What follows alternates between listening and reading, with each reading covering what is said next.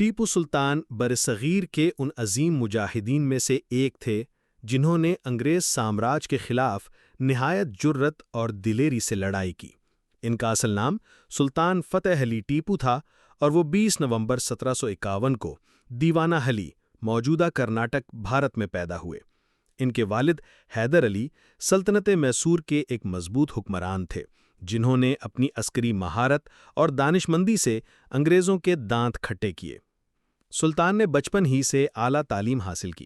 انہوں نے قرآن، عربی، فارسی، اسلامیات، ریاضی اور جنگی فنون میں مہارت حاصل کی۔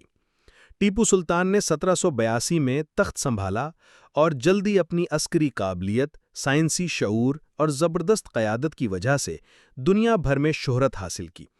انہوں نے اپنی فوج کو جدید خطوط پر استوار کیا، راکٹ ٹیکنالوجی متعارف کروائی، اسلحہ ساز فیکٹریاں بنوائیں اور سمندری دفاع کے لیے بحری بیڑے تشکیل دیے۔ نے برطانیہ کے خلاف 4 بڑی جنگیں لڑیں جنہیں اینگلو میسور جنگیں کہا جاتا ہے۔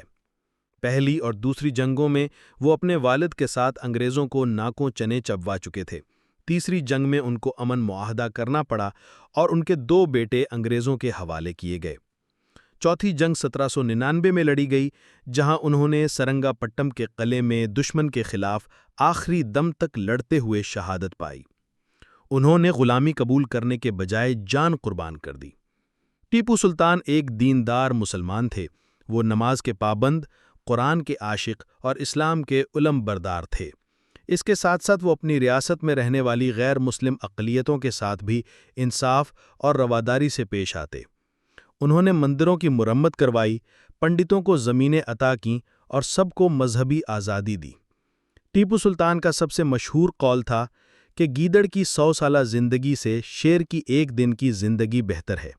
یہ قول آج بھی مسلمانوں اور آزادی کے متوالوں کے دلوں میں جذبہ بیدار کرتا ہے۔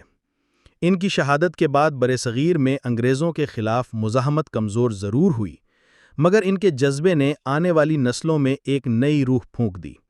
آج بھی ٹیپو سلطان کو نہ صرف ایک عظیم حکمران بلکہ ایک شہید، ایک مجاہد اور ایک سچے عاشق اسلام کے طور پر یاد کیا جاتا ہے۔